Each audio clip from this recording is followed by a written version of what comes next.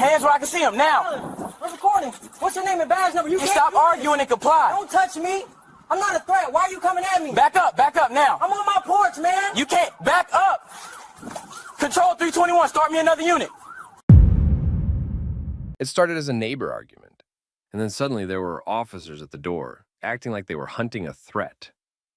This is one of those situations that starts off sounding almost ridiculous, until you realize how dangerous ridiculous can get when it's backed by a badge. And the scariest part? If one tiny detail hadn't changed, it could have ended very differently. Quick thing, tell me where you're watching from in the comments. State, city, or country. And if you're here for real stories about rights, body cam footage, and accountability, when police escalate a situation that never needed to escalate, hit like and subscribe. Now rewind. This took place in Park City, Utah. A 15-year-old boy named Jack had been riding a gas-powered bicycle around his neighborhood. Loud engine, neighborhood complaints, the kind of thing that usually ends with someone telling a kid to slow down or take it somewhere else. But it didn't stay normal. A neighbor confronted Jack, and the confrontation turned into a threat. Jack went home and told his father, Michael Franek. Michael's response wasn't to run outside swinging. He moved like a parent, trying to handle a dispute before it spiraled. Figure out what happened, address it, and keep his kids safe. Somewhere in that chain of events, a call went to police. And during that call, someone reported something that changed the entire posture of the response. They claimed Michael had a weapon in his waistband. That's the tiny detail that flipped this from a neighbor dispute into a high-risk arrival. Officers showed up treating the situation like a potential armed encounter. The distance they kept at first, the way they positioned themselves, the way the tone immediately leaned toward commands instead of questions. They weren't arriving to mediate. They were arriving to control. Michael stepped out to meet them. Right away, he tried to establish something basic. Who they were. Names, badge numbers, badge. The kind of information that creates accountability and prevents later confusion about who did what. But the officers treated that like a challenge. Instead of answering and keeping it calm, they moved the interaction into a compliance test. Their focus wasn't on verifying facts about the neighbor dispute. Their focus was on whether Michael would submit instantly and fully. That's the first power move in situations like this. Convert a conversation into a comply or else moment, even when the underlying call is still unclear. Inside the home, Jack saw the energy and started recording on his phone. He wasn't trying to be a hero. He was a teenager watching adults with authority treat his father like a threat based on an unverified claim. Jack's instinct was simple: document everything. That documentation mattered because it limited the room officers had to reshape the story later. As the officers continued, Michael kept asking for identification and basic explanations. He wasn't refusing to cooperate. He was trying to keep the situation grounded. If someone truly believed he was armed, the logical move would have been to confirm that claim carefully, with clear instructions and verification. But instead, the officers stayed stuck in aggressive posture, while the actual facts stayed thin. And that's where the risk grows fast. High-risk energy with low-quality information. Jack kept recording and also asserted boundaries as a witness in his own home. He complained that an officer got close enough to invade his space and physically touched him while ordering him to back up. Jack wasn't the one being accused of anything, but the scene had already shifted into everyone is a problem to manage. Michael tried to keep the contact at the doorway level. No one inside, no one pushing through, no one taking over the home. He stayed focused on procedure, who they were, what they were doing, and why they were escalating without presenting evidence of a real crime. And this is where the chess game gets obvious. If officers entered that call expecting an armed suspect, then backing down would make them look like they overreacted. So the incentive becomes to justify the response by turning normal questions into non-compliance and non-compliance into force. That's what was building. The officers kept pressing, their language stayed centered on compliance. Michael kept pressing for names, badge numbers, and lawful bases. Jack kept recording and speaking up because he could see the gap between what this started as and how it was being treated. By this point, it wasn't just tense, it was unstable, because the next step wasn't going to be more talking. The next step was going to be physical movement toward the home. Officers pushing forward and treating the doorway like permission. And once that happens, the situation stops being a neighbor dispute entirely. It becomes a rights violation question, captured on camera, in a place where the law is supposed to be the clearest. Someone's home. Once the officers started pressing forward, the whole interaction stopped being a doorstep conversation and became a control problem in their minds. Michael stayed focused on keeping it procedural. He kept trying to slow it down and keep the boundary clear. They were at his home, responding to a neighbor dispute, and the weapon claim was still unverified. He wanted names, badge numbers, and a clear reason for what they were about to do. The officers treated his pace as refusal. That's the key switch that drives escalation. When officers decide a person is refusing, they stop listening for facts and start building momentum for force. Jack stayed on his phone and kept recording. He wasn't shouting. He wasn't trying to get in the officers' faces. He stayed close enough to document, but far enough to show he wasn't a threat. Even so, one officer closed space toward Jack and ordered him back. Jack protested that the officer was crowding him and making physical contact while directing him to move. Jack's point was simple. He was a teenager in his own home, recording, and an officer was treating him like part of the problem. Meanwhile, Michael was still outside the threshold, trying to keep the encounter from turning into a push inside the house.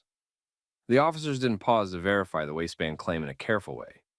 They didn't do a controlled check and then reset the situation. Instead, they continued the same pattern: give rapid orders, treat questions as resistance, and move closer. Then the tipping point hit. Officers pushed into the home without a warrant. That detail wasn't a technicality. It changed the entire legal and physical reality of the incident. Once officers crossed that line, Michael's attempt to keep the situation calm turned into him trying to keep his home from being taken over. The officers closed on him fast. The moment his body position didn't match their exact instructions, they treated it as a reason to go hands-on. They grabbed him, they took him down. The movement was abrupt and chaotic, not a measured arrest based on a clear crime.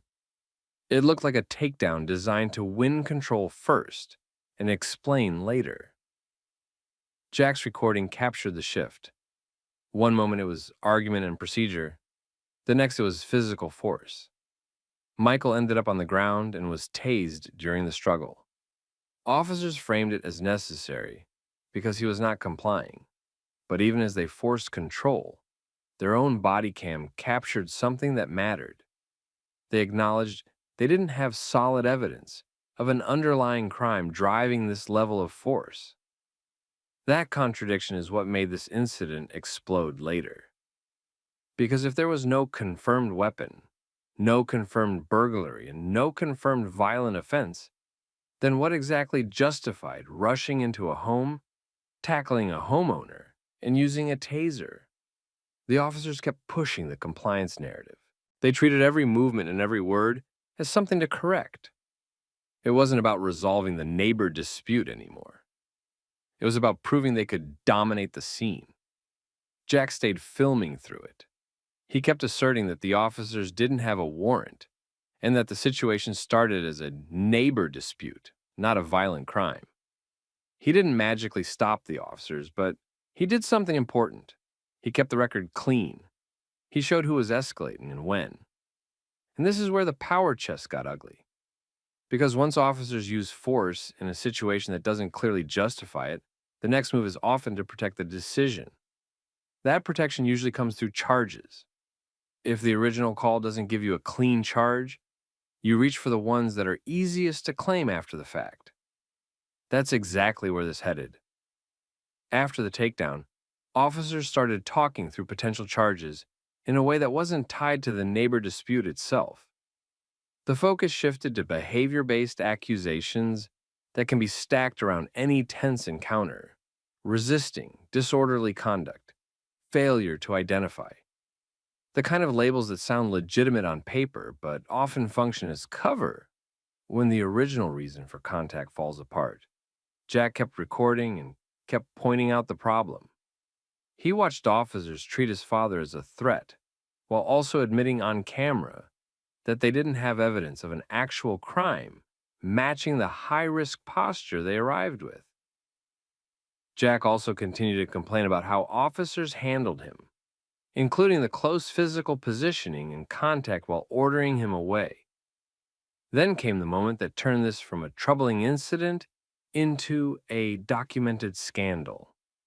Bodycam footage later captured officers privately discussing how to make charges stick, not discussing evidence, not discussing witness statements, not discussing a clear crime connected to the original call, discussing strategy, discussing how to frame it, discussing how to push pressure points, including juvenile court leverage, as if the goal was to produce consequences that justified what they had already done.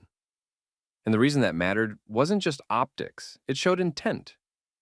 It showed that at least some officers understood the gap between what the call was and how they responded. And instead of correcting course, they moved toward creating a legal story that supported force after the fact. By the time the scene settled, Michael had been forcibly detained. Jack had been treated like an obstacle in his own home. And the entire incident had shifted away from a neighbor dispute into something much bigger, a question of warrantless entry, unnecessary force, and charge stacking talk captured on Bodycam. Once the footage started circulating, the story stopped being a private neighborhood call and became a public example of what happens when a false weapon claim triggers a high-risk response and officers refuse to de-escalate. The first wave of reaction focused on the basics people could see without legal training. This started as a neighbor dispute involving a teenager on a gas-powered bicycle, but officers arrived treating it like an armed threat. Then they pushed into the home without a warrant, used force on the father, and treated the kid filming like a problem. The second wave focused on what made it worse. The officers' own cameras captured them, admitting they didn't have clear evidence of an actual underlying crime tied to Michael in that moment. That meant the public wasn't debating opinions. They were reacting to contradictions. And then the body cam discussion about charges hit.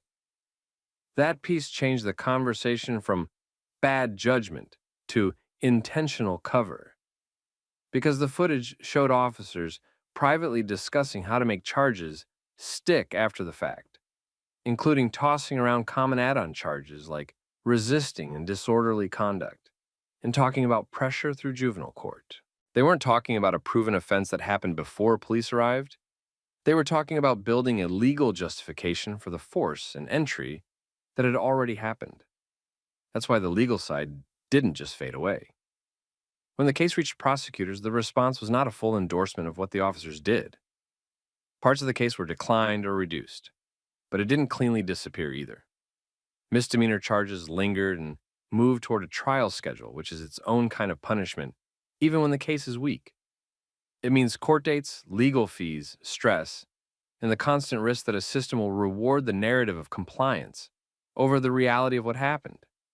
For the Franek family, that meant the incident didn't end when the officers left. It stayed in their lives as a legal process they didn't ask for. At the same time, the department had to deal with the fact that the most damaging parts were on their own cameras. An internal investigation eventually found policy violations. That matters because departments don't always admit that on the record unless the documentation is strong. In this case, the record wasn't just a complaint. It was video, including the private discussion about charges. Corrective actions were assigned, and later, 2 officers were fired for failing to complete the required corrective steps. That outcome wasn't framed as a dramatic admission of wrongdoing. It was the kind of accountability that happens through paperwork and policy, slow, quiet, and often narrower than what the public expects. But it still mattered because it confirmed officially that the response did not meet standards. The family didn't treat that as good enough. They filed a civil rights lawsuit seeking damages and an apology. The lawsuit wasn't just about money. It was about putting the department under a different kind of pressure, one that requires sworn statements, discovery, depositions, and a real explanation for why officers entered a home without a warrant, and then discussed charge strategies after admitting they lacked evidence of an underlying offense. That's the accountability path people don't see on social media. Viral clips create attention. Lawsuits create consequences. And Jack's role in that mattered more than people realized at first. His recording wasn't just a teenager being defiant. It was the reason the timeline stayed intact. It prevented the incident from being simplified into a report that said, "Subject resisted," and left it there.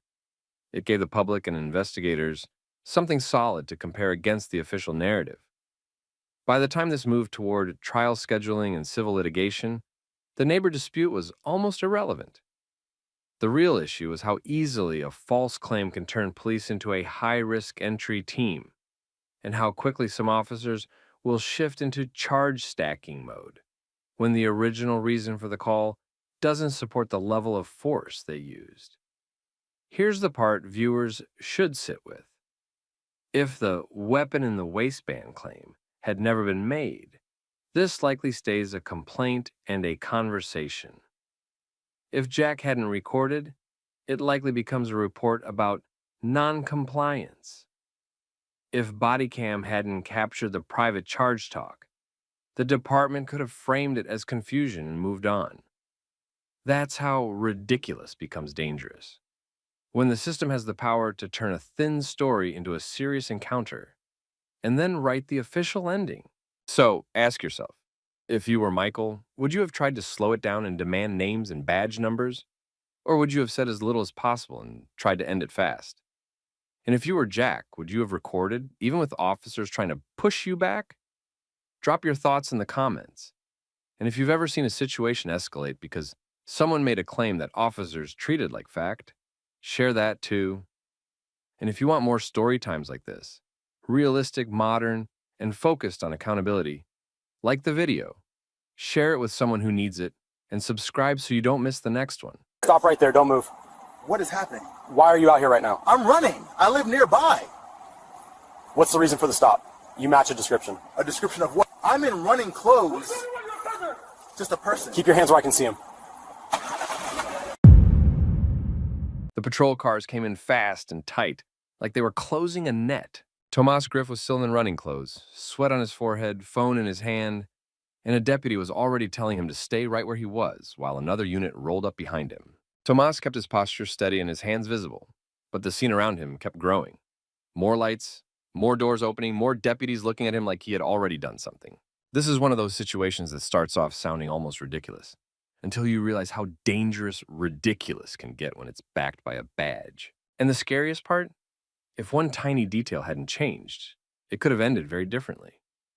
Quick thing, tell people where you're watching from in the comments. State, city, even country.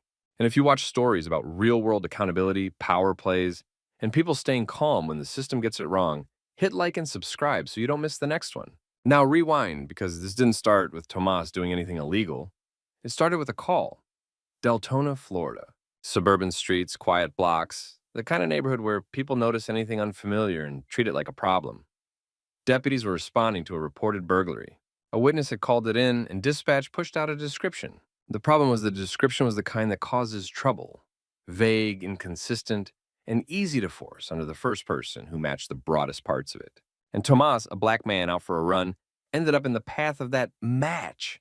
He wasn't hiding. He wasn't running away from anything. He was literally running the way runners do. Steady pace, focused, moving through his route. He had a life that didn't fit the story the deputies were arriving with. He owned property nearby. He knew the area.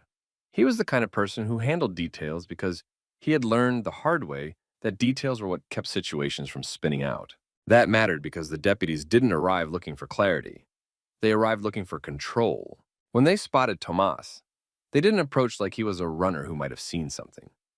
They approached like he was the suspect. Tomas noticed it immediately.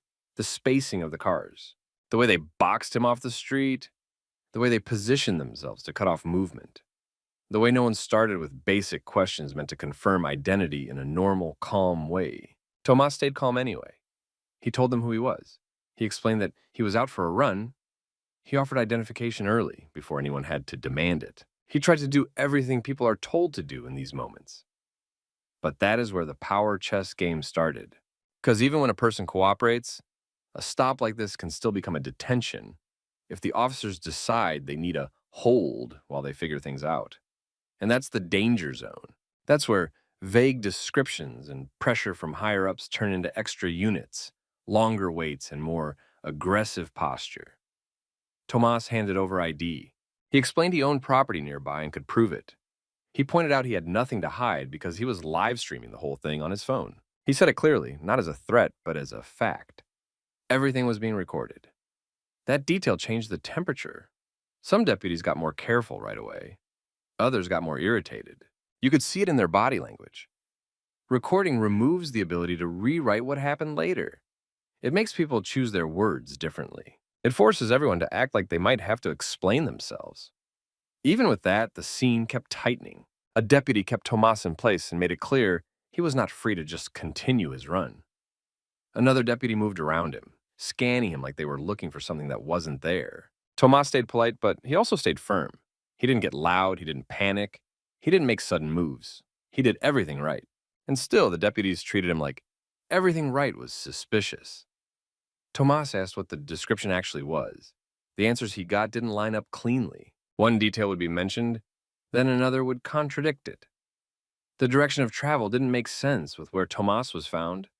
Clothing details were shaky. Even the confidence level behind the words sounded thin, like they were leaning on close enough. That's the thing about these situations. Close enough becomes a trap, because the deputies were not just responding to a call.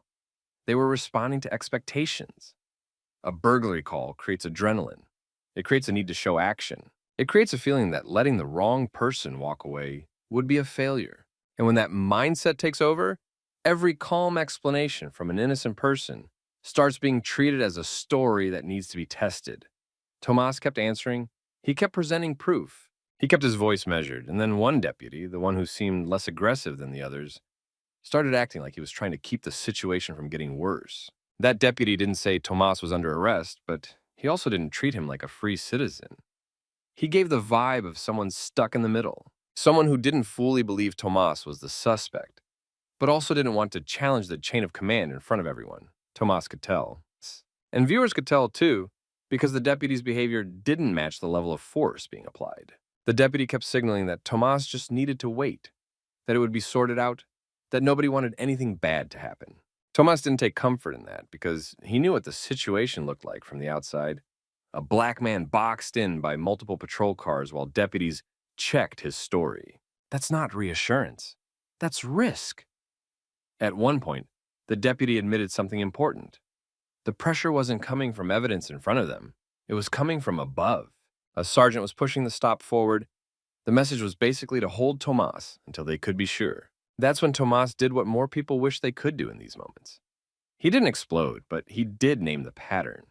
He pointed out that the treatment didn't match the facts. He pointed out how quickly they moved from checking to detaining. He pointed out how often fit the description becomes a shortcut that turns black men into default suspects. And he kept it grounded, not emotional. He didn't have to yell. The scene was loud enough.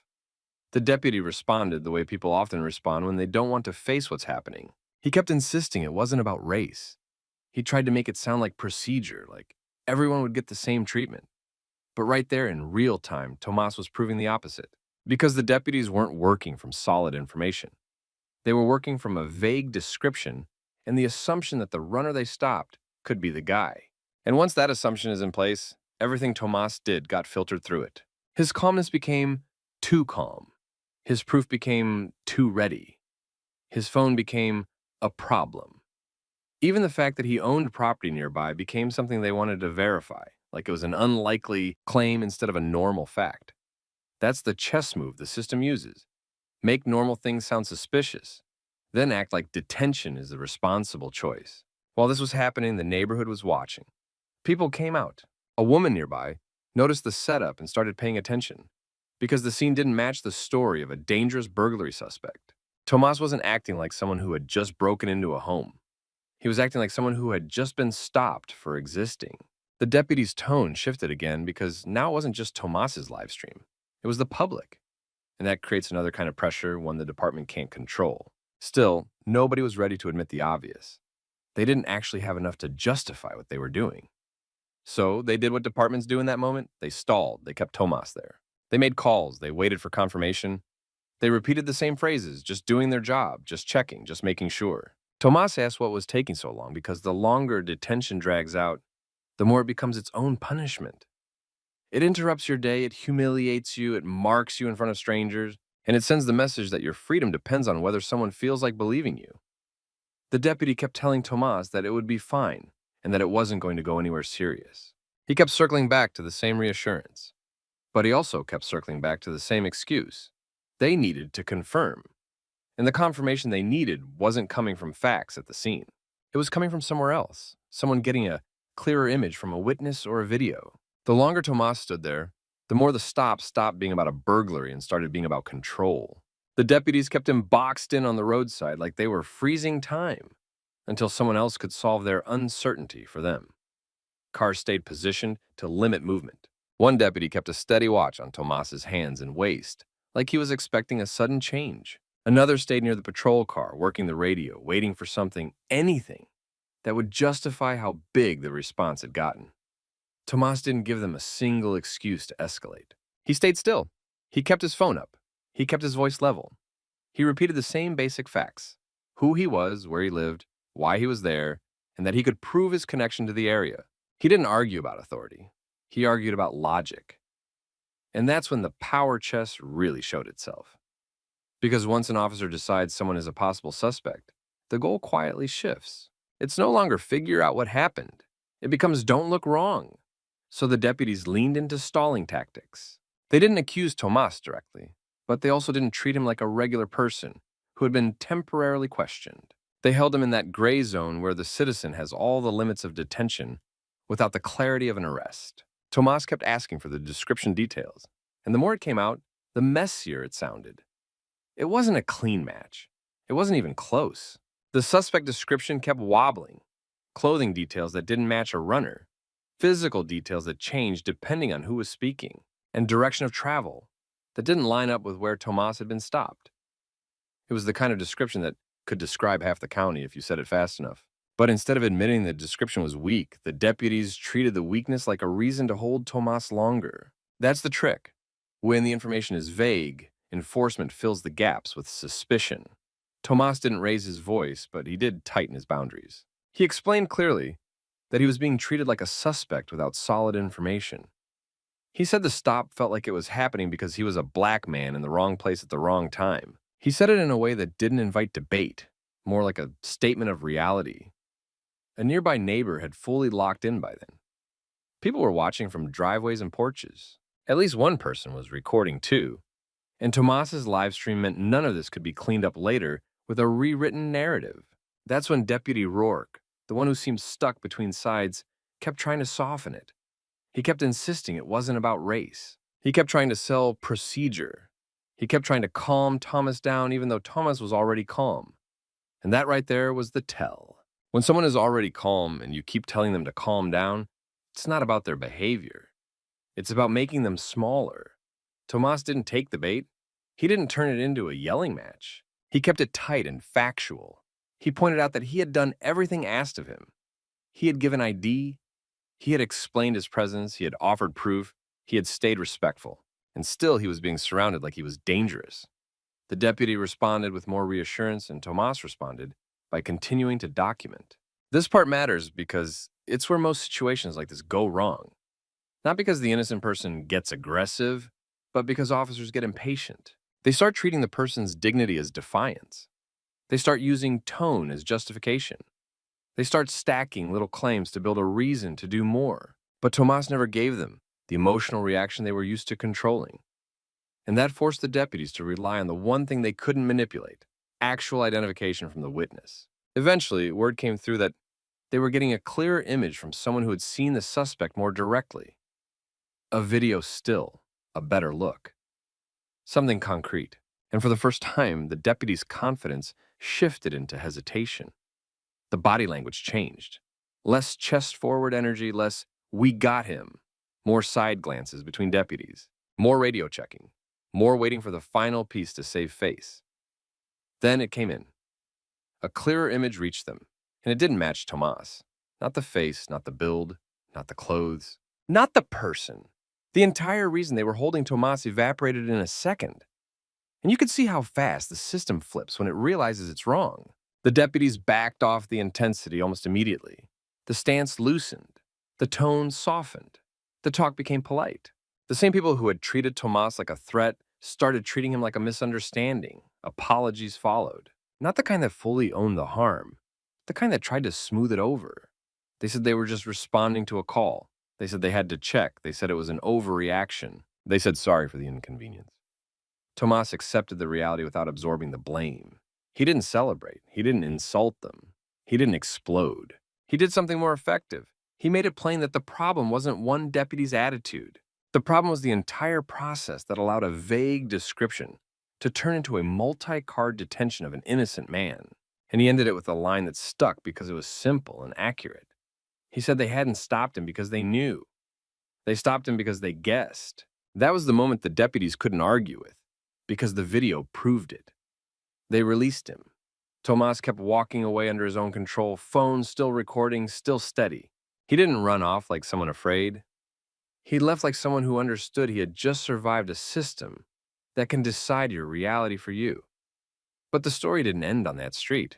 Because once the live stream and bystander recordings hit the internet, the stop stopped being an internal matter. It became public evidence. By the time Tomas got back to his route, the stop was already turning into something bigger than one bad call. Because Tomas hadn't just been detained. He had been detained on camera in a way that showed every step of the process. Vague description, aggressive posture, multiple units, long delay, and then the instant flip when the evidence finally showed they had the wrong person. That's why it spread. Clips from his live stream started circulating first. Then the bystander footage added a second angle that made it harder for anyone to claim the camera missed context. People could see Tomas's demeanor. They could see his hands. They could see that he wasn't acting like someone who had just committed a burglary. They could also see how many patrol cars were involved for what was supposed to be a quick verification. The comments weren't confused about what happened. A lot of people focused on the same pattern. The deputy kept insisting it wasn't a race thing. But the only reason Tomas became the center of a burglary response was because he was a black man who vaguely matched an inconsistent description. People pointed out the logic trap, how the system can treat someone as suspicious first and then look for justification later. In the days after, the department's response followed a predictable path. There was no big, direct ownership of harm. There was no immediate public apology that matched the seriousness of the stop. Instead, it was framed like a normal, reasonable action based on a call for service. The language leaned on protocol, public safety, and responding to reports. It was meant to sound neutral, but the video made neutral hard to sell. Because viewers had watched deputies hold an innocent man in place while admitting the stop was being pushed by a sergeant. That detail mattered. It suggested that the escalation wasn't just random decision-making in the moment. It was a supervisor-driven choice to lean into detention even when the match was weak. Tomas didn't treat the viral attention like entertainment. He treated it like leverage. He made it clear through what he posted and how he talked about it that the issue wasn't hurt feelings. It was how quickly a vague description can become a justification for a high-pressure stop, and how easily that pressure can turn into something worse if the person detained makes one wrong movement or says one wrong sentence. He also kept everything organized: timestamps, clips, the sequence of events. Who said what and when? When the deputies acknowledged the description was unclear. When they admitted the push was coming from a sergeant. When they received the clear image and immediately backed off. That's how accountability works when you're serious. You don't rely on outrage, you rely on proof. Meanwhile, the actual suspect didn't disappear into the air. The suspected burglary wasn't some mystery with no outcome. The person who was actually involved, described later as a man who stole a leaf blower in Deltona, was eventually identified, located, and arrested. And the contrast made the situation even sharper. Tomas got a multi-card detention for jogging, while the real suspect was found the normal way, through clearer identification and follow-up. That outcome didn't erase what happened to Tomas. It confirmed it, because it proved the stop had never been solid. It had been a guess fueled by urgency and a description that wasn't good enough to justify how aggressively they treated him. As the clip kept circulating, more people in the area started sharing similar stories. People described being stopped because they fit something that was never specific. People described being treated like a suspect first and a citizen second. Even people who supported policing said the same thing. If descriptions are that vague, the system needs guardrails because otherwise it becomes a dragnet. That public pressure is what forced the behind-the-scenes part. Complaints got filed. Records requests got made. Supervisors had to answer internal questions about why multiple units were used, why the detention lasted as long as it did, and why the explanation kept shifting until the clearer image arrived. And that's the part a lot of viewers don't realize. Departments can ignore one angry phone call, but they can't easily ignore organized documentation plus viral evidence plus a clean timeline. What happened next wasn't a movie ending where everyone gets fired on the spot. It was more realistic. There were reviews, there were meetings, there were supervisors asking what the deputies believed the description was. At the moment they decided Tomas couldn't leave. There were questions about how a burglary response became a public detention of a cooperative runner. If the department had any sense, they also used it as a training example because that's what it was. A real-life demonstration of how fit the description can become a shortcut to bias, even when nobody wants to say the word out loud. And Tomas walked away with something that mattered. Not just the fact that he was cleared, but the fact that he was believed, because the footage made it impossible to rewrite him into a threat. He didn't have to prove his innocence through emotions. He proved it through reality. Over time, the neighborhood took its own lesson too. People got more careful about what they reported. Some people started asking better questions before calling things in, and others started watching police encounters differently. Less like entertainment, more like a moment where someone's life can change because of a bad assumption. And Tomas kept running, not because he forgot what happened, but because he refused to let that stop claim his routine, his peace, or his right to exist in public without being treated like a suspect. Here's the lesson that sat underneath the whole thing. When the system runs on vague descriptions and adrenaline, the first person who fits becomes the target. And if there's no camera, no witness, no oversight, the story can end up written by the people with the badge instead of the people telling the truth. So let me ask you, if you were Tomas, what would you have done differently, if anything? And if you've ever been stopped for fitting a description, drop it in the comments, because people need to hear how common this really is. If you want more true-to-life story times about everyday racism, power, and real accountability, like the video, share it with someone who needs it, and subscribe so you don't miss the next one. Hey, let me see your ID. What are you doing right here? What's the reason you need my ID? Don't play games. ID, now. What is the reason? You're loitering. This is a drug area. What? Hands right. A local patrol officer decided a black man standing on a downtown block at lunchtime had to be a drug dealer. He walked up, demanded identification without stating a clear legal reason, and treated the man's calm, minimal answers as suspicious. Within minutes, the officer escalated it into a detention in front of a crowd, with cameras recording from multiple angles. Before we get into how it started and why it mattered, thank you for spending your time with us today. Your support keeps this channel going. Where are you watching from? Drop your city or state in the comments. And if you watch stories about accountability, body cameras, and people staying calm under pressure, like the video and subscribe. Now rewind. It was midday on a busy downtown block. Office workers were out for lunch. Cars were double parked for deliveries. People were moving in and out of storefronts. In that same area, a federal team was running a street-level surveillance operation tied to a larger investigation. Special Agent Malcolm Reed was assigned to watch a specific section of the block and report movements. He was dressed to blend in. No visible badge, no police-style gear. He looked like a regular person standing outside during lunch. Reed was not there to talk to anyone. He was there to observe. His job depended on not drawing attention. and he could not give details about why he was in that spot. Officer Ryan Kessler was on patrol in the area. He was not part of the federal operation. He drove past the block, noticed Reed standing still near a storefront, and made an assumption based on appearance and presence alone. Kessler parked and walked directly toward Reed. He immediately demanded identification and asked what Reed was doing there. He did not describe a specific call, a specific complaint, or any clear facts connecting Reed to a crime. He treated it like Reed owed him an explanation. Reed kept his responses short. He did not argue. He did not raise his voice. He did not explain his assignment. He asked if he was being detained and what the reason was for the demand. Kessler took that as resistance. He repeated the demand for ID and began building vague reasons out loud. He suggested Reed matched the description. He claimed Reed was loitering. He implied drug activity without pointing to any actual behavior. People nearby started paying attention. Some slowed down. A few took out phones. One bystander, Tanya Morales, began recording steadily from several steps away. Kessler's body camera was running as well. That footage later became central. Kessler stepped closer and told Reed to place his hands where he could see them. Reed complied. Kessler then moved Reed toward the wall and began a frisk. Reed did not pull away or argue physically. He stayed controlled and still.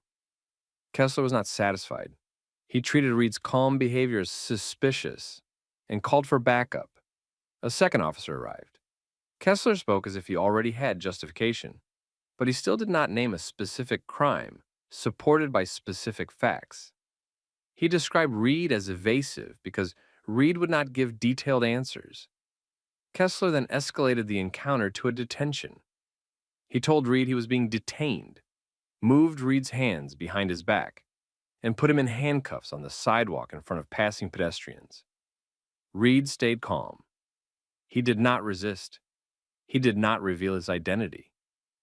At that point, protecting the federal operation still mattered, and he did not want to expose the surveillance assignment on an open sidewalk. Kessler treated the cuffs like confirmation that his assumption was correct. He began moving Reed toward his patrol car to continue the detention and start the paperwork process that would justify it. But the detention itself had already created attention. Phones were up, the body camera was running, and the scene was now public. Once Reed was secured and it was clear the stop had already disrupted the mission, Reed made a decision. He would stop protecting the operation and identify himself. Reed waited until the cuffs were on and the detention was complete. He did not reveal anything while the officers still had the chance to turn the sidewalk into a scene that could compromise the federal team's target. But once Kessler started walking him towards the patrol car, it was clear the operation was already disrupted. People were watching. Phones were recording. The stop was now public. Reed stopped his feet and told Kessler, in a calm and even tone, that he was a federal agent. He gave his name and identified the agency. He also told Kessler exactly what mattered most in that moment. The officer had detained him without clear legal cause, interfered with an active federal mission, and created a case that would follow him personally. Kessler reacted the way officers often do when they realize they misjudged the person they targeted. He didn't immediately apologize. He tried to regain control. He demanded proof. Reed didn't argue. He told Kessler where his credentials were and explained that pulling them out while cuffed wasn't possible without the officer's help. He also told him that there were other federal personnel nearby who could confirm, and that the easiest way to handle it was to call a supervisor and slow everything down. Kessler didn't slow down. He tried to press forward like it was still a normal street stop. He asked Reed more questions, trying to get Reed to explain himself. Reed stayed minimal and focused. He told him the explanation would be documented through the proper chain and that the current detention was already a rights issue. This is where the tone changed around them. The backup officer, who had been following Kessler's lead, hesitated. He didn't take over, but he didn't look comfortable either. He glanced between Kessler and Reed, and then at the phones pointed at them. He understood the risk of staying attached to someone else's bad decision. Kessler then did what a lot of officers do when they feel control slipping. He started justifying the stop out loud for the camera. He described Reed's behavior as suspicious. He referenced vague complaints and general drug activity in the area. He leaned on words that sound reasonable in a report, but mean nothing without facts. Reed didn't let him rewrite reality in real time. He told Kessler the justification didn't match what actually happened, and that the video would show the sequence clearly. The officer approached first, demanded ID first, escalated first, and detained without articulating a specific crime supported by observable facts. Then Reed delivered the part that landed hardest. He told Kessler this would not be handled as an oops. He told him the department would face a lawsuit. He told him the officer's own report would be compared line by line against the body camera and the bystander footage. And he told him that when that happened, the officer would not be protected. Kessler finally got on his radio and called for a supervisor, but even that was done like he was trying to manage optics, not fix the rights violation. He used a tone that implied he had a guy claiming to be federal, rather than admitting he might have detained the wrong person without cause. Within minutes, a sergeant arrived. Sergeant Holloway approached quickly, already trying to keep the situation quiet. He asked what was going on, and Kessler gave him the short version that made the stop sound cleaner than it was. Reed corrected it without raising his voice. He told the sergeant he was FBI, assigned to a surveillance mission on that block, and had been detained based on appearance and presence rather than any specific crime. He also told him the stop had now compromised federal work and triggered a legal and administrative problem the department could not control. Holloway asked for credentials. Reed told him exactly where they were. Holloway looked at Kessler and told him to remove the cuffs and retrieve them. Kessler hesitated. Holloway repeated the order. Kessler unlocked the cuffs. Reed immediately handed over his credentials. Holloway checked them carefully because now the sergeant understood this wasn't a normal stop and it wasn't going to be handled with casual explanations. Holloway stepped away and made calls. You could see it in his posture. The moment the credentials checked out, this stopped being a street interaction and became an incident. Kessler tried to talk over it, still defending the stop. He started listing reasons again. Reed didn't argue with every point.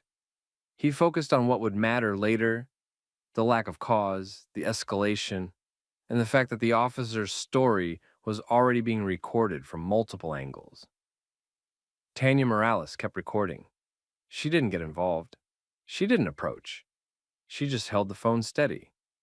Her video captured the cuffs, the tone, the moment Reed identified himself, and the shift in the officer's behavior after the credentials came out. Holloway returned and told Kessler to step back. He told Reed he was no longer detained and asked if he needed medical attention. Reed said no. He didn't act dramatic. He didn't posture. He simply stated he needed to contact his supervisor immediately because the operation had been disrupted. Holloway offered to move the conversation off the sidewalk. Reed declined. He knew why departments prefer private spaces after public mistakes. Reed wanted the timeline clear and the public scene documented, because the public scene was the truth.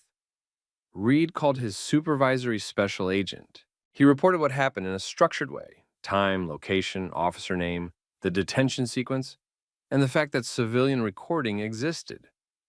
He also reported the operational disruption and the safety risks created by drawing attention to the surveillance area. Within a short time, unmarked federal vehicles staged nearby, not for a show, but to stabilize what Kessler had destabilized. A federal supervisor arrived, spoke briefly with Reed, then approached Holloway with controlled urgency. The conversation between supervisors was short and serious. Holloway's tone changed again. This was now going up chains he couldn't influence. Kessler stood off to the side, watching his earlier confidence drain out. He had made a decision in public based on a biased assumption. He had escalated it in public, and now he had a federal agent, a sergeant, body camera footage, and civilian video, all pointing at the same problem. Before Reed left the scene to rejoin the federal team and assess the operational damage, he looked directly at Kessler and made the final point simple. The video and the paperwork were going to be compared, and that comparison would decide what happened next. By the end of that day, Kessler had already started protecting himself the way officers often do after a bad stop. He wrote his report like the camera didn't exist. He described the encounter as a proactive stop based on reasonable suspicion. He claimed Reed matched a vague description connected to drug activity. He wrote that Reed was evasive, uncooperative, and caused him to fear for safety. He also framed the cuffing as a necessary step to secure the scene while he investigated. The problem was that the body camera showed the sequence clearly, and the sequence is what makes or breaks these cases. The video showed Kessler initiating contact without a specific call or complaint. It showed him demanding identification before articulating any clear facts tied to a crime. It showed Reed staying controlled and minimal, not hostile, not threatening, not trying to flee. It showed the escalation coming from Kessler, not from Reed. Then the bystander video filled in what body cameras sometimes miss: the wider scene. It captured how quickly the public noticed. It captured the cuffing in full view of pedestrians. It captured the moment Reed identified himself and how the officer's posture changed after credentials were confirmed. Within 48 hours, the footage was no longer a rumor. It was in the hands of multiple people who had authority to act on it. Reed's supervisory chain reported the interference as a formal incident because it disrupted a federal mission and created a safety and integrity issue. At the same time, Reed's attorney preserved evidence and sent notices that made it clear the department was on the clock for records retention, including body cam, dispatch logs, CAD entries, and any related reports. That combination mattered. Federal involvement meant the department couldn't stall. Legal preservation meant the department couldn't lose things without it becoming another violation. Internal Affairs opened a case, not a casual review, a formal one with full video, report comparison, and data pulls. And once IA started digging, Kessler's stop wasn't an isolated problem anymore. It was a door into his entire pattern. They pulled his stop history. They pulled the demographic breakdown. They pulled his use of matched description language and how often it appeared in reports without an actual description attached. They pulled body camera compliance records. They pulled complaints that had been closed as not sustained because there wasn't enough evidence. Now there was evidence. A DOJ civil rights reviewer also requested information because the incident involved a federal agent detained without clear cause during a federal operation. That added another layer. It wasn't just policy. It was constitutional, and it was now being examined by people outside the department. The pattern showed up fast.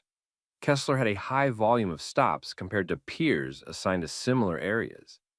His stops disproportionately involved Black residents and Black visitors to the downtown area. His reports repeatedly used the same justification phrases: suspicious behavior, evasive answers, failure to provide ID, officer safety concerns. The wording looked consistent, too consistent. Investigators started comparing his reports to body cam clips from prior stops, not just one or two, enough to show whether his language matched what actually happened. They found repeated gaps. The body cam would show normal, calm responses, but his report would describe people as agitated or hostile. The body cam would show him escalating quickly, but his report would imply the person forced escalation. The body cam would show him asking for ID before stating a reason, but his report would claim he developed suspicion first. In multiple cases, his reports treated a person's questions about legality as refusal to cooperate. That's a key difference. Asking questions is not a crime, but in his writing, it became a reason to detain. IA also looked at whether supervisors had been warned. They found that Kessler wasn't new to complaints. He had a trail. There were prior complaints about aggressive stops, unnecessary searches, and people being detained for vague reasons. Those complaints hadn't resulted in discipline. Supervisors had treated them as public misunderstanding, officer discretion, no video, or he's proactive. Now that explanation didn't hold. When the Reed footage hit internal review, supervisors couldn't claim it was unclear. They couldn't claim the citizen was lying. They couldn't claim the officer was being targeted unfairly. The camera showed the encounter from start to cuffs, and it showed how Kessler tried to justify it afterward. The department's legal unit became involved immediately because by the time the footage circulated, the risk was obvious. This wasn't just a complaint. This was a rights violation with a clean timeline and multiple recordings. It had a federal dimension, and it had a pattern sitting behind it. At that point, the department tried to do what departments often do to stop the bleeding. They attempted to frame it as a single mistake by one officer, but the data made that harder. The review didn't just show Kessler's choices. It showed how often his supervisors accepted his reports without scrutiny, even when stop outcomes were thin and the justifications were repetitive. It showed a lack of meaningful correction. Reed's case became the one they couldn't ignore because the person detained had institutional power, and the incident interfered with the federal mission. But the review made it clear that the same tactics had been used on people who didn't have a badge and couldn't force oversight. During the following weeks, Kessler was placed on administrative leave pending the investigation. His body camera footage from the incident was flagged as critical evidence. His report was formally challenged. He was interviewed by IA. He was asked to explain why the stop was initiated, what specific facts created suspicion, and why the detention escalated to cuffs. Those interviews are where officers usually rely on training and experience language. But in this case, training and experience couldn't explain the missing facts. And the more Kessler tried to defend his decision, the more he locked himself into a story the video contradicted. Meanwhile, Reed stayed disciplined. He didn't go on social media. He didn't do interviews. He handled it through official channels, but his attorney made sure the case didn't get buried and that the department understood the exposure. By week 3, the department was no longer asking if Kessler made a mistake. They were working through how much damage his pattern had already done and how much liability it created. Because when a department learns an officer exaggerates to justify detentions, every case that officer touched becomes questionable. By the time the reviews reached their final stage, the department's leadership understood 2 things. First, the detention of Malcolm Reed wasn't defensible on the facts shown on video. Second, Kessler's stop history made it impossible to treat this as a one-time judgment error. Internal Affairs completed its findings with a direct comparison. Kessler's written report next to the body camera and the bystander video. The contradictions weren't small. They were foundational. The report claimed a clear reason for suspicion that the footage didn't show. The report framed Reed as evasive and threatening in ways the footage didn't support. The report suggested a developing investigation when the video showed Kessler demanding ID first and building reasons afterward. That's the kind of mismatch that destroys an officer's credibility. Once credibility collapses, the job becomes hard to protect. Departments can defend mistakes. They can't defend patterns of exaggeration tied to rights violations captured clearly on camera. The DOJ reviewers' involvement made the stakes higher. This wasn't only about policy violations. It was about constitutional violations tied to biased enforcement. And now there was documentation showing the department had warning signs long before this incident.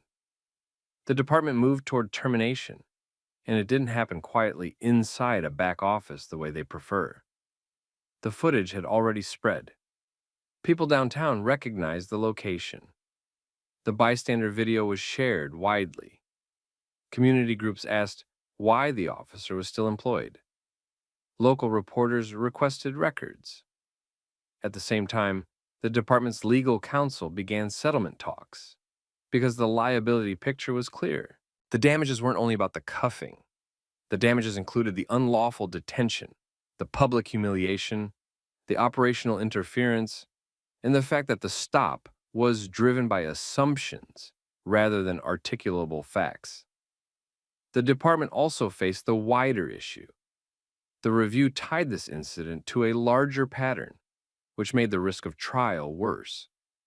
A trial would have opened the department's internal history, the stop data, the complaints, the supervisor notes, the decisions to ignore. Everything. That's why the settlement number climbed. In the end, the case closed with a $4 million settlement. It was large enough to make the department's budget people angry, and public enough to make leadership stop pretending this was minor. Then came the personnel decision. Kessler was terminated. The department's termination letter cited policy violations tied to improper stops, escalation without sufficient legal cause, and report accuracy issues. The final decision relied heavily on the fact that his written account did not match the footage, and that the same issues appeared across multiple prior stops when those videos were reviewed. And Kessler wasn't the only one affected. The review didn't stop at the person holding the cuffs. It also examined who signed off on his behavior for years. Supervisors who repeatedly dismissed complaints and accepted thin justifications faced discipline. Some were removed from supervisory roles. At minimum, the department had to acknowledge internally and publicly that the pattern existed and that it was ignored until it hit someone the system couldn't casually minimize. The department also made operational changes, not because it suddenly wanted to, but because the settlement and the federal review forced it. They tightened requirements for articulating reasonable suspicion in reports. They changed documentation rules, so matched description could not be used without a documented description reference. They increased audits of stop data by race and location. They strengthened body camera compliance and made it harder to end recordings early without consequences.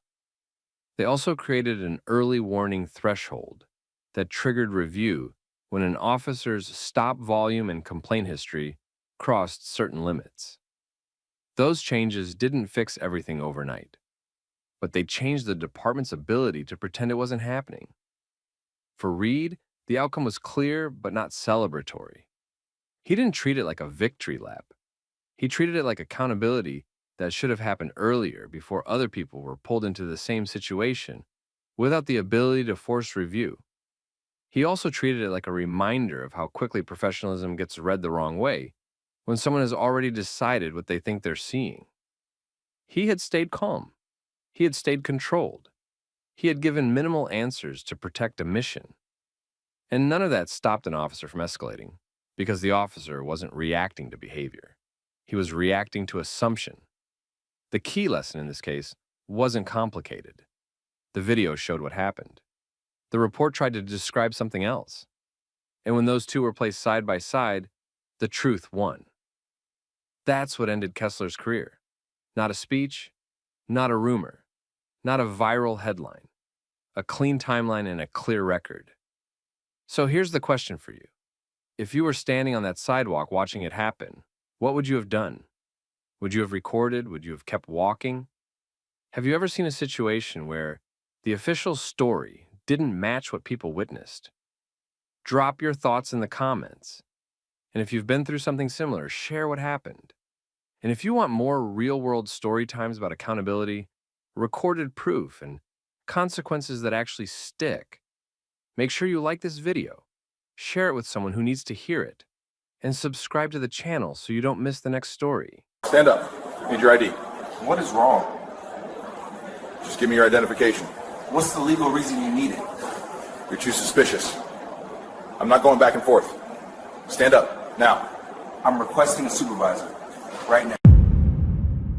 A local officer thought he could walk into a quiet downtown cafe, single out a black man minding his own business, and demand identification like it was a personal right.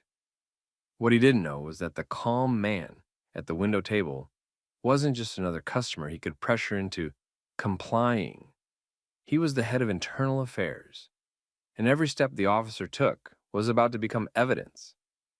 And before we jump in, we just want to say, we're genuinely grateful you chose to spend your time with us today. Your support is what keeps this channel going. Now tell us where you're watching from in the comments, your country, your city, your state. And if you like stories where arrogance meets cameras, policy, and real consequences, hit like and subscribe, because this one ends with careers, charges, and a sentence nobody expected. So here's what happened. It was a weekday morning downtown. The cafe was the kind of place packed with laptops and quiet conversations 2 blocks from the courthouse, with security cameras in plain sight. People were in work clothes, students were studying, and the staff were moving fast behind the counter.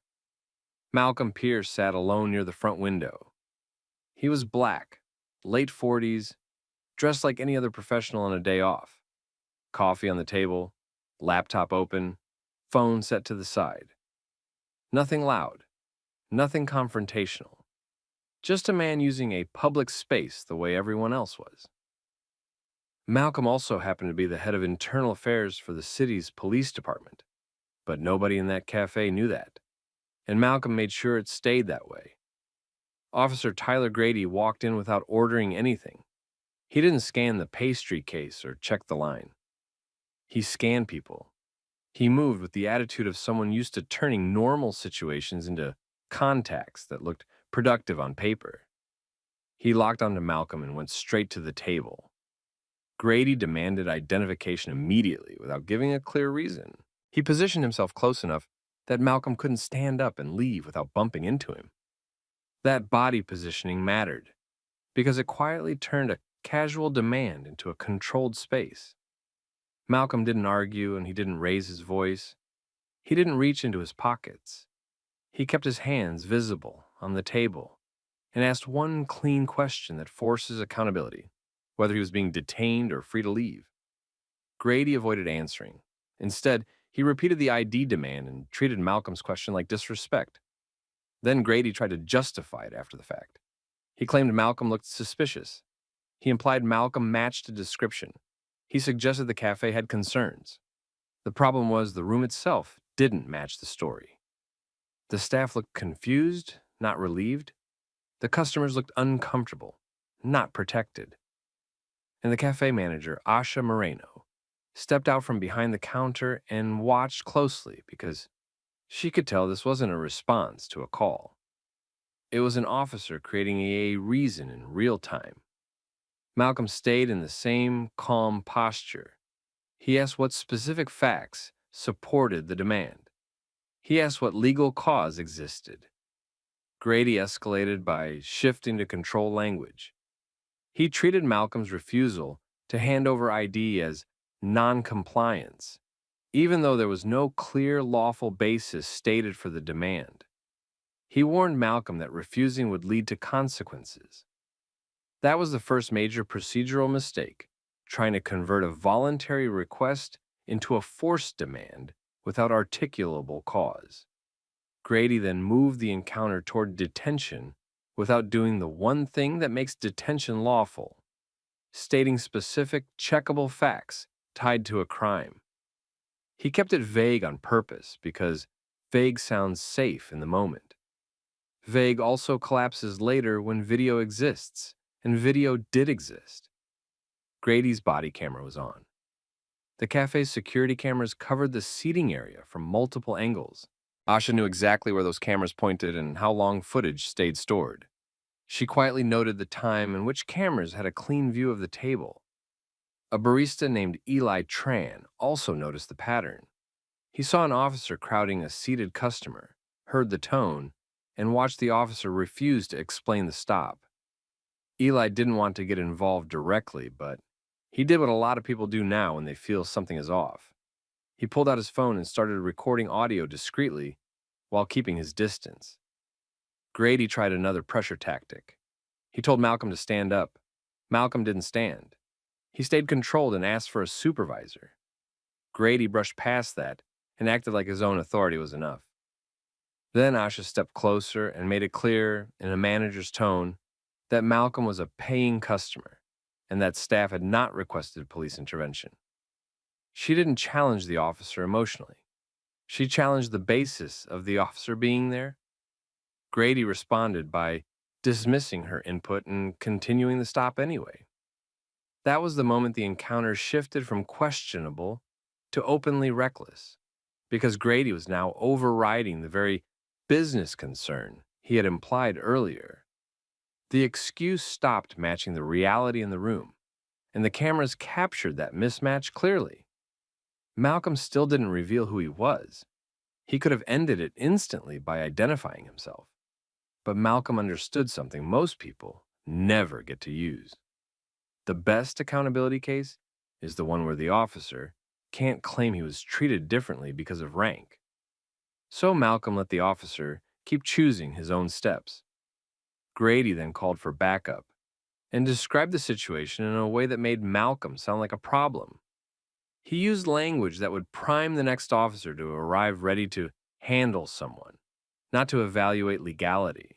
That was another procedural violation starting to form, creating a misleading narrative over the radio to justify actions already taken. Within minutes, a second unit arrived. The responding officer walked in, looked at the scene, an officer standing over a calm, seated man, a manager nearby, a room full of witnesses, cameras on the ceiling, and hesitated just long enough to show he wasn't fully buying what he'd been told. Grady didn't like that hesitation. He immediately pushed for physical control, instructing the responding officer to help him force the situation forward. Malcolm didn't go back to the cafe. He didn't call the precinct from the street. He handled it the way he expected any resident to handle it, because he wanted the process to be clean. That afternoon, he wrote a timeline while it was still fresh. He listed the time window, the exact location, what Grady did first, what Grady claimed as justification, how the justification changed, when Grady called for backup, when the physical contact started, and when the supervisor ended it. He kept it factual and short. Then he filed a formal complaint through the public intake channel. He also sent a preservation request. He requested the full body camera files for Grady and the assisting officer, the dispatch audio, CAD logs, GPS pings, supervisor communications, and any in-car video tied to the units that arrived. He specified the full time window, not just the few minutes outside. That mattered because a lot of cases got shaped by missing context. Malcolm wasn't giving anyone room to trim the story. At the cafe, Asha did what she said she would do. She pulled the footage from every camera with a view of Malcolm's table, the aisle, the entrance, and the sidewalk. She saved a longer segment than most people would, starting before Grady entered and ending after the supervisor left. She also wrote her own statement while it was fresh and got contact info from 2 customers who said they'd confirm what they saw. Eli saved his audio recording and gave it to Asha so it could be stored with the cafe footage instead of sitting on a personal phone. 2 days later, Grady submitted his report. It was the kind of report that tried to make the stop sound routine and lawful. It leaned on vague suspicion. It referenced a description without details. It described Malcolm as non-compliant. It emphasized resisting to justify going hands-on. It also included the trespass angle, even though the manager had rejected that in real time. The complaint would normally have been routed for a standard review first. Malcolm made sure that didn't happen. Not by taking control of the case, but by doing the opposite. He disclosed internally that he was the complainant, and he formally recused himself in writing. He assigned the investigation to his deputy, Raymond Holt, with clear instructions. Run it like any other citizen complaint, document everything, and do not treat it as a special case in either direction. Holt opened the file and immediately treated it like a case that could turn into a lawsuit or a federal issue. First, he issued evidence holds. He locked down the Bodycam file's dispatch data and any related digital logs, so nothing could be overwritten. Second, he collected the cafe footage directly from Asha and documented chain of custody. He didn't accept a text message clip. He took the original exports from the system with timestamps. Third, he pulled the body camera files and compared them against the cafe angles. That comparison created the first clear problem. The cafe footage showed the approach, the lack of a clear stated reason, the manager contradicting any business complaint, and Malcolm staying controlled. It also showed the moment Grady went hands-on, and it showed how quickly Grady labeled it resisting. Grady's body camera captured the sound and general sequence, but the angle got worse during the most important outside portion. Holt noted it, then requested the file metadata and the audit logs. He wanted to know if the file had been edited, re-uploaded, trimmed, or processed in any way outside normal procedure. At the same time, Holt reviewed Grady's recent activity because the language in the report looked familiar. It used the same phrases that showed up in other complaints: suspicious behavior, matched description, refusing lawful orders, consent, resisting. Holt pulled Grady's stop history for the last year and filtered it by location and unit. The number of contacts was high compared to other officers working the same downtown area. The number of stops that resulted in actual charges was low. The number of searches marked as consent was unusually high. That didn't prove anything by itself, but it told Holt where to look next. He pulled a sample of past incidents tied to Grady and the same small cluster of officers in that downtown unit. He matched them to any available video, any citizen recordings, and any prior complaints that had been closed. Then he started seeing the same pattern over and over. Stops justified with vague descriptions. Reports that sounded polished, but didn't include specific facts. Bodycam issues that seemed to happen during the critical moments.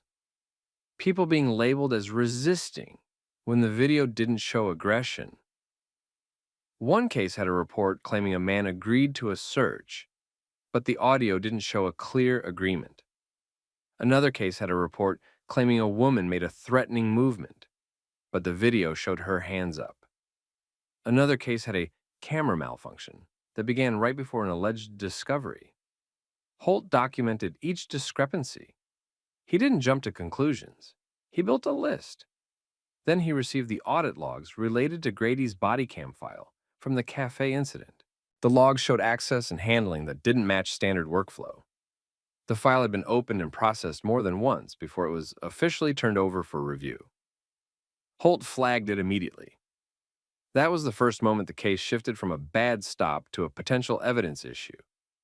Holt briefed command staff with a summary that stayed clean and professional. Clear contradictions between report and video, concerns about body cam handling, and indicators that this might not be an isolated event. Command staff tried to contain it at first. They discussed quick discipline, retraining, and moving Grady out of downtown. Holt shut that down by pointing to the evidence handling concerns. If evidence was being manipulated, internal fixes weren't enough.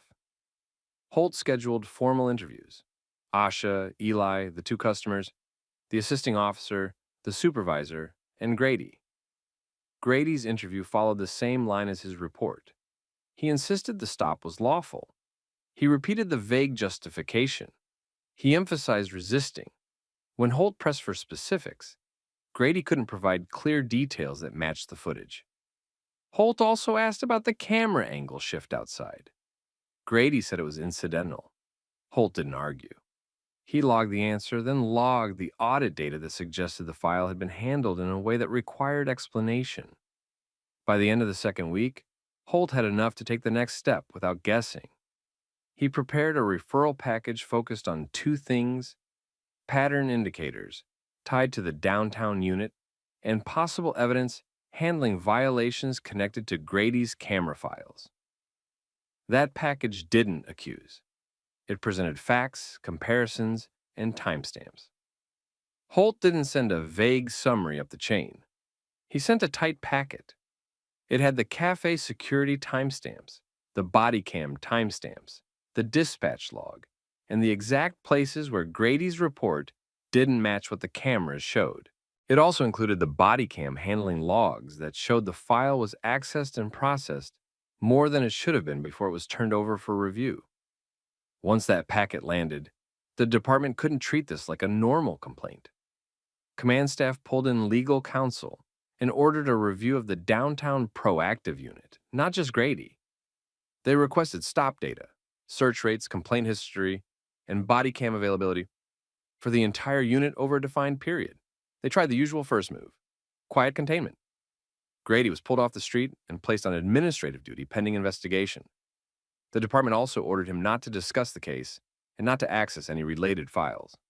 Holt kept building the case on proof, not opinions. He interviewed Asha and secured the original security exports with chain of custody documentation. He took Eli's audio file and logged it the same way. He interviewed the assisting officer and documented that Grady's radio framing didn't match what the assisting officer saw upon arrival. He interviewed Sergeant Klein and documented that Klein ended the stop because the justification wasn't holding and the situation was becoming a public problem. Then Holt went wider. He pulled a sample of prior stops from Grady and the same unit. He compared reports to any available video and dispatch logs. The pattern showed up fast. Vague justifications repeated across stops, high consent search claims, low actual charges, and video gaps or malfunctions during key moments. He also found repeated report language that looked copied and reused, like officers were writing from a script instead of documenting real specific facts. In several cases, the scripted language didn't match video. That's when the risk changed. This wasn't just a bad stop. It looked like a unit practice. Holt escalated again, this time with a second referral, focused on constitutional violations and evidence handling issues. He didn't label it as criminal in the memo. He laid out facts and logs that made outside review unavoidable. When outside investigators requested records, the tone inside the department shifted immediately. Supervisors got cautious. Officers stopped talking freely. Command staff started holding meetings with lawyers present. Grady reacted badly. He complained that he was being targeted, tried to figure out who filed the cafe complaint, and kept assuming it was some guy trying to make trouble. He still didn't know it was Malcolm, and Malcolm still stayed fully recused. So nobody could claim this was personal. By the end of the month, multiple members of the downtown unit were under review. Some were reassigned, some were suspended. Supervisors were being questioned about how reports were approved without verifying video. The first real break didn't come from a confession. It came from records. Federal investigators lined up 3 things across stops tied to Grady's downtown unit: dispatch data, body cam availability, and the wording in reports. They were looking for repeat contradictions, not one-off mistakes. They found them fast. They found reports claiming calls for service when dispatch showed no call. They found matched description language with no description that could be verified. They found repeated consent search claims where audio didn't show clear consent and where people were asking if they had a choice and not getting a straight answer. Then they focused on files. The cafe incident was the cleanest example because there were 2 independent recordings: the officer's body cam and the cafe's security system. When investigators compared them, the timeline held, but the most important moment had a problem. The body cam angle got worse right when Grady went hands-on. The cafe footage stayed clear the entire time. Investigators pulled evidence handling policy and compared it to what the log showed for the body cam file. The file had a handling trail that didn't match normal workflow. It showed access and processing outside the standard review path before the footage was officially requested through the complaint. That pushed the case from policy violations into evidence issues. They went back to older stops tied to the same unit and found similar patterns. Not every stop had missing footage, but enough did, and the gaps clustered around the exact moments that mattered: searches, handcuffs, and resisting claims. The reports also used the same wording over and over, like they were written from a shared script. Federal agents interviewed civilians who had filed older complaints and never heard back. Some still had phone videos, some had screenshots, some had paperwork from detentions that never led to charges. The stories were consistent: vague reasons, pressure tactics, and then reports that made it sound lawful afterward. Then they interviewed officers. A junior officer gave a practical statement. The unit had a habit of keeping report language consistent, and certain officers would help clean up reports so supervisors wouldn't question them. Investigators didn't build the case on that statement alone. They used it to target proof. They subpoenaed internal communications, draft histories were available, access logs, and supervisor approval patterns. They looked for who touched reports before submission and who approved without checking video. That's where they found the messages that mattered. Discussion about keeping reports tight, making sure wording matched, and concern about the cafe incident becoming a thing. It wasn't a movie-style confession. It was enough to show intent to manage the record. Then Grady did the worst possible thing while under review. He was on administrative duty and under orders not to access related files. He attempted access anyway. The system logged it with his credentials and a timestamp. It wasn't someone's opinion, it was a record. That became the clean evidence tampering lane, violating access restrictions during an active investigation tied to footage already backed up by a private business system. Once that was in place, the department moved to protect itself. Grady was terminated. The downtown unit as it existed was shut down and restructured. Supervisors who approved the reports without verification were removed from that chain pending review.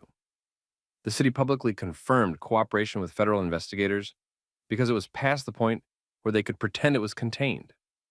Now, the federal case took center stage. The U.S. Attorney's Office filed charges focused on civil rights violations and evidence tampering. The civil rights side targeted unlawful detentions and stops built on race-based suspicion and vague justifications. The evidence side targeted the attempts to interfere with Bodycam handling and the pattern of report falsification tied to video gaps. When the case went public, Malcolm's name finally entered the story, not because he announced himself in the cafe, but because paperwork and sworn filings made it unavoidable. The irony was obvious. The person Grady tried to bully into handing over ID was the person responsible for investigating officers who violated policy and law. The defense tried the standard approach. They argued Grady acted in good faith. They claimed the footage didn't show everything. They tried to frame the body cam angle shift as accidental. They pointed to officer discretion and said the stops were based on training and experience. The prosecution kept it simple. They played the cafe footage next to the body cam footage and let the jury watch the story change in real time. They showed the manager contradicting the business concern angle. They showed the lack of a stated crime. They showed the escalation when Malcolm asked basic legal questions. They showed how resisting was claimed without matching behavior. Then they showed the logs, file access that didn't follow policy, access attempts during investigation, and messages that showed people were thinking about controlling the narrative. They also brought in the pattern evidence. Multiple stops with the same vague language, the same consent claims, the same report style, and the same convenient video problems. That's what made it bigger than one incident. The jury wasn't asked to decide whether Grady had a bad day. They were shown a method. Grady was convicted. At sentencing, the judge didn't treat it like a paperwork issue. The judge treated it like what it was: abuse of authority backed by falsified documentation, aimed at people who were targeted because they were easy to target until the day the wrong person sat at the wrong table with cameras everywhere. Grady received 15 years in federal prison, not probation, not a short sentence. 15 years. After the sentencing, the fallout continued. The city settled several civil lawsuits tied to the unit's stops. The department implemented stricter stop documentation rules and mandatory body cam audits with random reviews. Supervisors were required to verify video before approving reports in certain categories of stops. The downtown unit's mandate changed, and the oversight structure changed with it. Internally, the case became a training example, not the sanitized kind, the kind that shows exactly how a stop becomes unlawful step by step, and how I can do what I want turns into I can't explain what I did. Malcolm never needed to embarrass anyone in public to prove a point. He handled it through process, evidence, and a clean chain of documentation. He let the system record its own failure, then forced it to face the record. And if you're watching this thinking about how often people are told to just comply and deal with it later, here's the reality. Later only works when there's proof. And proof only exists when someone preserves it and the process isn't allowed to bury it. What would you have done in that cafe? Would you have argued? Would you have recorded? Would you have walked out and hoped it ended? Drop your thoughts in the comments, and if you've seen something like this in your own city, share what happened. And don't forget to like, subscribe, and stick with us for more stories where accountability actually lands.